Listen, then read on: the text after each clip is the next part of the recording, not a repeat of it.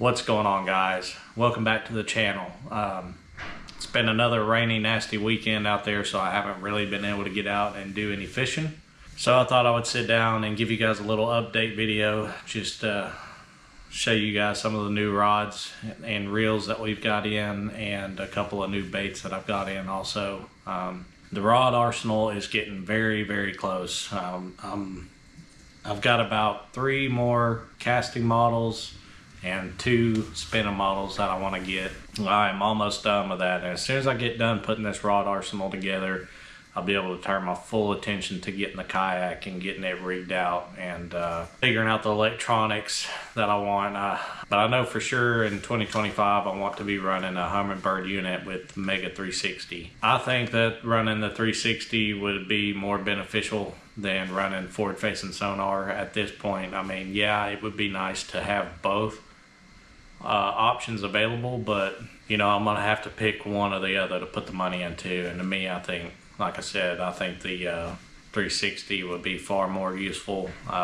Just being able to see all the cover that's around you on those offshore spots, and you know, helping to line up your cast to those pieces of cover. So that's my plan right now, and I'm pretty committed to staying new canoe. I've been working back and forth with my local dealer again. I'm pretty sure they're willing to keep me on with Team New for 2025.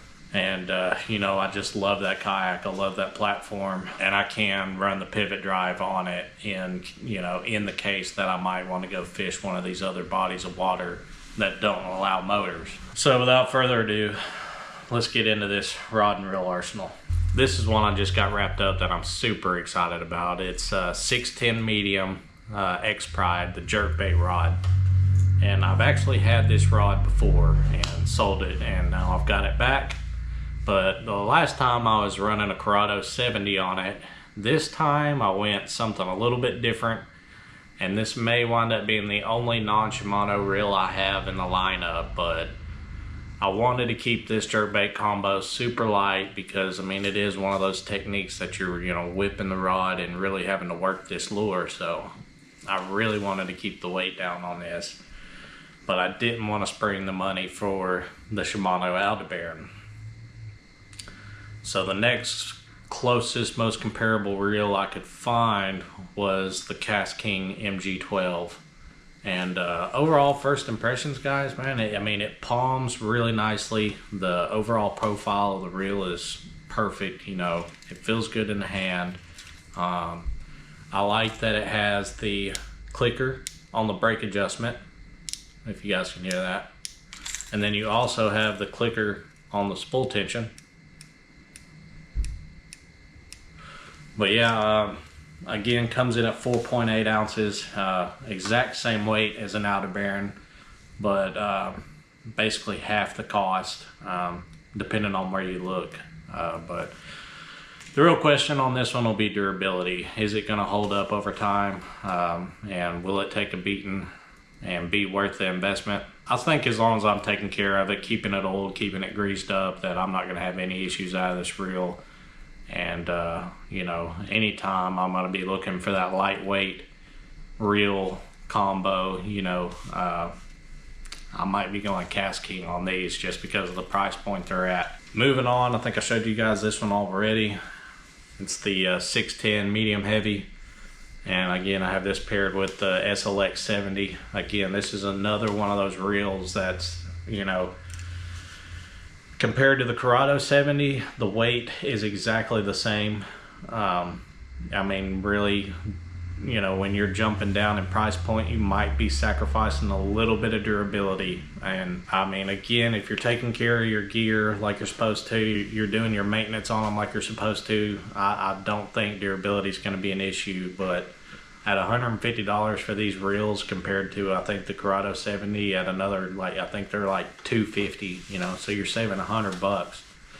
And there's no weight savings going to the Corrado. It's extremely hard to beat these reels, and they will cast a lure a mile. It's crazy how well these things cast. This is going to be my finesse jig, shaky head, you know, skipping around docks, close cover, flipping and pitching into laydowns, things of that nature. this rod's gonna be really key for that. So my smaller jigs, shaky heads, and you know, I might find another use for it later down the road as we get out there on the water and really put it to the test. Next up is a 7.2 medium heavy, again paired with that SLX 70. And you guys are gonna notice that I've really fallen in love with this reel. I like the brake adjustment on these guys on the outside. It just that big open wheel on the top, it's super easy to get in there and make an adjustment on these and see where you're at. And then just overall, they feel good in the hand, they're lightweight, they balance these rods out really nicely. So right there on the nut, right there at the front of the nut, where you want it to be. But 7.2 medium heavy, mainly going to be throwing like lighter Texas rigs, again flipping and pitching in cover, maybe get into some lighter swim jigs, spinner baits, you know. 7.2 medium heavy fast action rods, just really versatile. My main reason for picking it up was lighter weight Texas rigging. That was my main reason for picking this up. But again, you know, as I get out there on the water, it's a really versatile rod, so I can do different things with it. Then we have the 7.2 medium heavy glass paired with a Corrado 150 MGL. And everybody knows what this rod is for. Mainly my chatterbait rod. This thing's gonna be throwing chatterbaits, spinner baits, and maybe swim jigs, just any of those single hook moving baits like that. I think this guy's gonna really excel at doing that, and I'm really wanting to play with throwing some square bills on this thing, something like a square bill and lipless. I think maybe this rod is going to be awesome for, but I've tried glass rods in the past and I've just hated them. You know, they're all really fat, they're all really heavy, and these the X-Pride glass rods are not that way. They are pretty lightweight and they have a really good action, so you get that real softness up in the tip like a glass rod, but then you really start getting into some backbone, you know, so it's not just like a total noodle out there. And the other glass rods that I played with in the past have been they just ain't got enough backbone to them. They're too noodly. So super excited to be fishing with this guy. And again, I may pick up another one depending on how it does throwing square bills and stuff. You know, I may pick up a second one of these and just have it as a dedicated like square bill lipless rod. And then another one you guys have already seen, the 7.2 heavy, paired with a Corrado 150 MGL. This is my close quarters jig, bigger jig rod, skipping under docks into laydowns, you know, those 1/2 ounce to 3/4 ounce jigs. Flipping, pitching, skipping those 1/2 ounce casting jigs and stuff in close quarters. That's why I got this rod. My other jig rod that I want to get from them is not out yet and probably isn't going to be available till January, but it's the 7.4 heavy moderate, so that's on my list.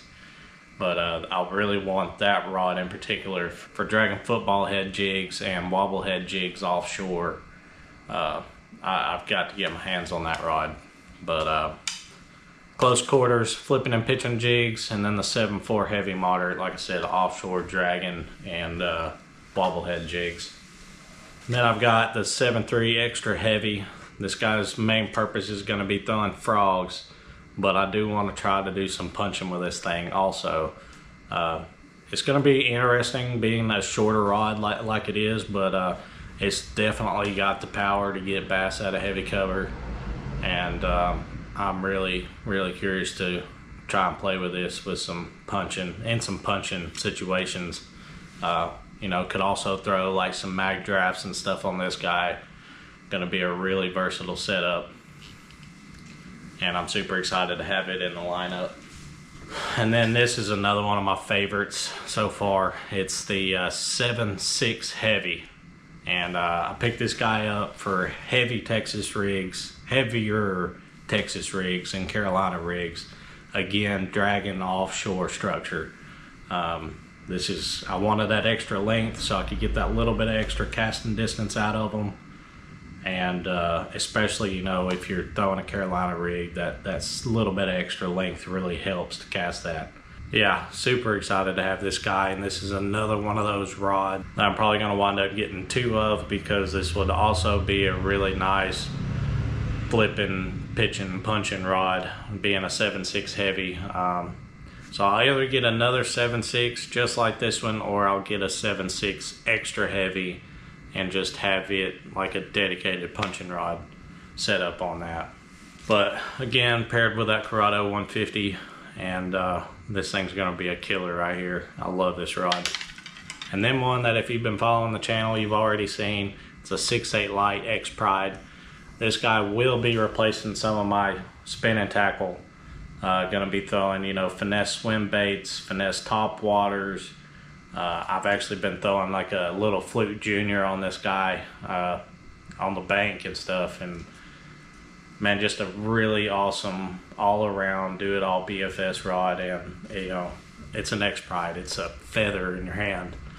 But again, really excited to have this guy in the lineup and be able to fish some of those techniques that I would normally have to fish on spinning tackle with a bait caster, and that's paired up with the Corrado BFS. This is a rod in the lineup that I've had. I fished with it last year. I used it for a lot of like square bills and lipless cranks, but like I said, now that I've found that 7.2 medium heavy glass X Pride, I'm not really sure what I'm gonna use this for.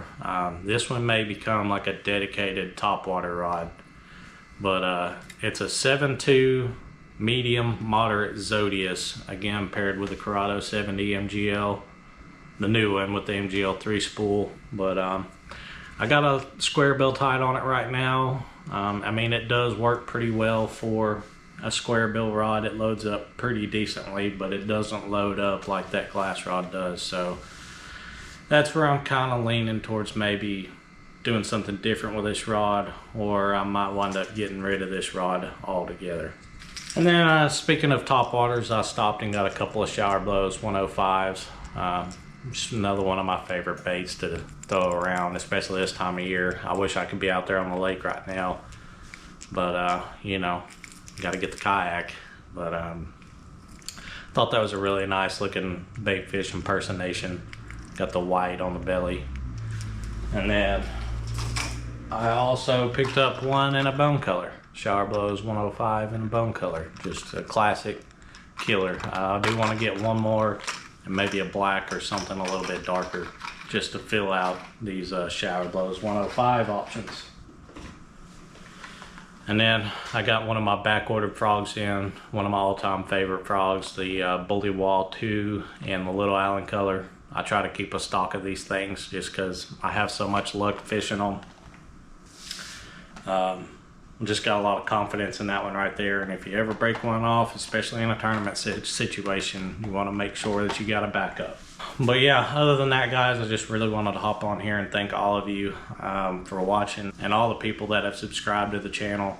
I really appreciate it. We just got over 600 subscribers. I'm so thankful for that, guys. It makes me extremely happy to see the channel continue growing. You know, I'm going to keep after it. I'm going to keep trying to get you guys good content, and seeing you liking the videos and commenting on the videos and see the channel keep growing, you know, it helps keep me motivated to keep pushing on and, you know, keep trying to go for my goals. So like I said, I can't thank you guys enough for that. But hope you enjoyed this little video. Hopefully we'll be able to get out and do some fishing here pretty soon. But yeah, that's all I got for you today. As always, guys, thank you for watching. Hit that like button, subscribe to the channel, and we'll catch you on the next one.